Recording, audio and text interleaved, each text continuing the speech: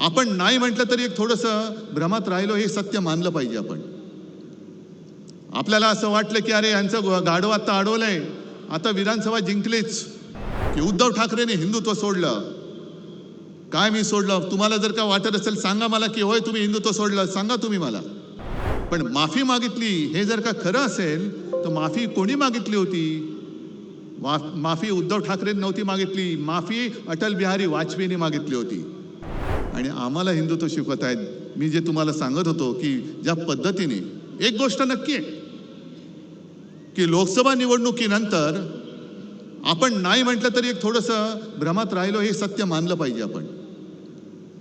आपल्याला असं वाटलं की अरे यांचं गाढव आता अडवलंय, आता विधानसभा जिंकलीच, आणि थोडं नाही म्हटलं तरी आपण गाफील राहिलो.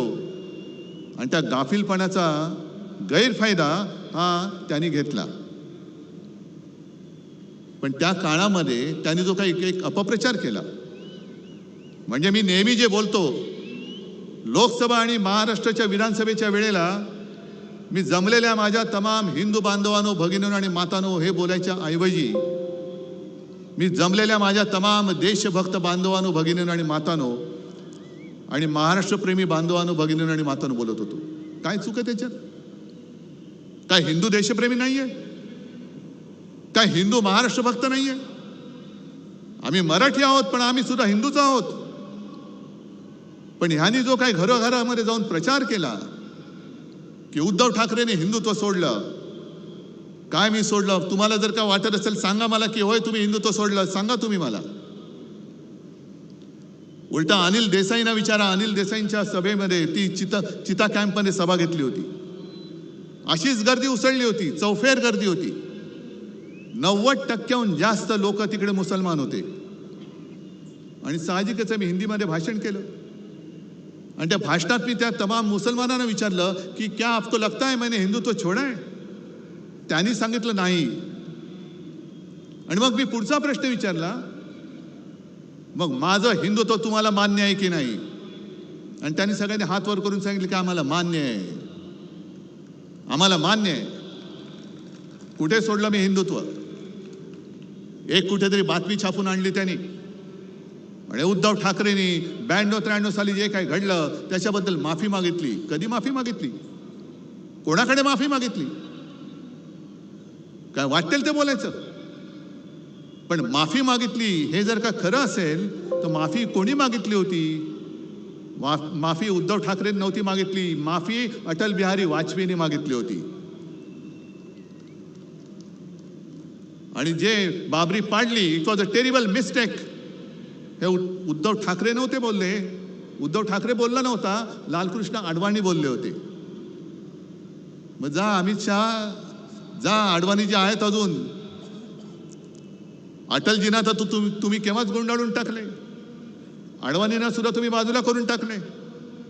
पण माफी मी नव्हती मागितली. नवाज शरीफच्या वाढदिवसाचा केक उद्धव ठाकरेंना नव्हे तर तुमच्या आत्ताच्या नरेंद्रभाई मोदींनी खाल्ला होता. अगदी लहानपणी माझ्या आजूबाजूला मुस्लिम कुटुंब राहायची. ईदच्या दिवशी त्यांच्या घरनं मला जेवण यायचं आणि त्यांच्या ताज्या खाल्लं मी जायचो. हे उद्धव ठाकरे नव्हता म्हणाला, हे नरेंद्र मोदी बोलले होते. किती काढू? माझ्या फोनमध्ये 100च्या वरती फोटो आहेत. सगळे जण टोप्या घालून बसलेत. मोहन भागवत मशिदीमध्ये गेले होते, उद्धव ठाकरे गेलेले नाहीत. आणि दगाबाजीचा तुम्ही जो काही उल्लेख केलात, हिंदुत्व तुम्ही आम्हाला शिकवताय. उद्या 26 जानेवारी आहे, प्रजासत्ताक दिन. आपल्या देशाचा तिरंगा आहे, त्या तिरंग्यामध्ये सुद्धा हिरवा आहे. जो तिरंगा तुम्ही अनेक वर्ष स्वातंत्र्यानंतर सुद्धा तुमच्या कार्यालयावरती लावत नव्हतात. आणि तुम्ही जर का आम्हाला हिंदुत्व शिकवत असाल तर आमचा झेंडा हा छत्रपती शिवरायांचा भगवा आहे, ज्याला डाग लावण्याचा तुम्ही प्रयत्न केलात. आम्ही तर देशप्रेमी मुसलमानांना आमचे मानतोच म्हणून तर ते आमच्या सोबत आलेत. पण देशप्रेमी मुसलमानांनी तुमच्या विरोधात आमचं हिंदुत्व मान्य करून आम्हाला मतदान केलं म्हणून तुमच्या पोटात एवढा जर का पोटशूळ असेल आणि तुम्हाला जर का इस्लामचा आणि सर्व देशप्रेमी मुसलमानांचा सुद्धा द्वेष असेल तर अमित शहाला मी जाहीर आव्हान देतोय, तुम्ही तुमच्या भाजपच्या झेंड्यामधला हिरवा काढून दाखवा. दाखवा, तो काढा, पहिला हिरवा काढा आणि मग आम्हाला हिंदुत्व शिकवा. आम्हाला हिंदुत्व शिकवायचं.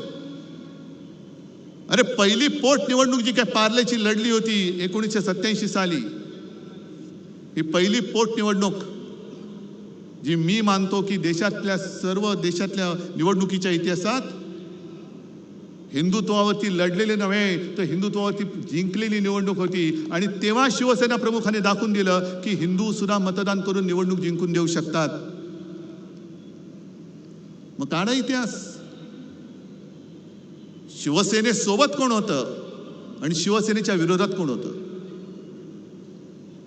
किती साली? 1987 साली. त्यावेळेला शिवसेना आणि काँग्रेस, शिवसेनेचे डॉक्टर रमेश प्रभू आणि काँग्रेसकडनं प्रभाकर कुंटे, हिंदुत्वाचा प्रचार तुफान झाला. हे आता तुम्ही दाखवलं ना, दादा कोंडके वगैरे, तेव्हा तर फार जोमात होते. गुजरातमध्ये शंभू महाराज येत होते. आणि त्याही वेळेच्या भाषणामध्ये शिवसेना प्रमुखांची स्पष्ट भाषणं आहेत. आम्हाला देशप्रेमी मुसलमानांचं वावडं नाही. जे देशद्रोही आहेत, पाक धार्जिणे आहेत, त्यांचा आमचा तो कोणी असेल, तो हिंदू जरी असला आणि पाक धार्जिण असला जसा कुरुलकर सारखा, तरी तो आमचा नाही. एवढं स्वच्छ आणि स्पष्ट आहे. पण तेव्हा जर का इतिहास तुम्ही काढला, अमित शहा मुद्दामून सांगतोय की तेव्हा फक्त दुहेरी लढत नव्हती झाली. शिवसेनेचे रमेश प्रभू विजयी झाले, प्रभाकर कुंटे पडले, पण शिवसेनेच्या हिंदुत्वाला अपशकुन करायला भाजप आणि जनता पक्षाच्या प्राणलाल वोरांना सपोर्ट दिला होता. का तेव्हा तुम्ही हिंदू म्हणून आमच्या सोबत आला नाहीत? कुठे गेलं होतं तुमचं हिंदुत्व? आणि मग ती निवडणूक जिंकल्यानंतर तुमचे प्रमोद महाजन वगैरे सगळे आले. मातोश्रीचे उंबरठे जिजवायला लागलात तुम्ही, कारण तुम्हाला शिवसेनेचा दुरुपयोग करून घ्यायचा होता. हे भाजप काय, RSS काय, हे सगळे असेच आहेत. करणार काही नाही, काड्या लावायच्या, आगी पेटवायच्या, दंगल उसळली की पळून जायचं. बाबरी बाबरी बाबरी म्हणून सगळं माहोल पेटवलं आणि प्रत्यक्ष बाबरी पडल्यानंतर आम्ही नाही त्यातले. ही अशी तुमची नामर्दाची अवलाद आणि तुमच्याकडनं आम्ही हिंदुत्व आणि राष्ट्रत्व शिकू.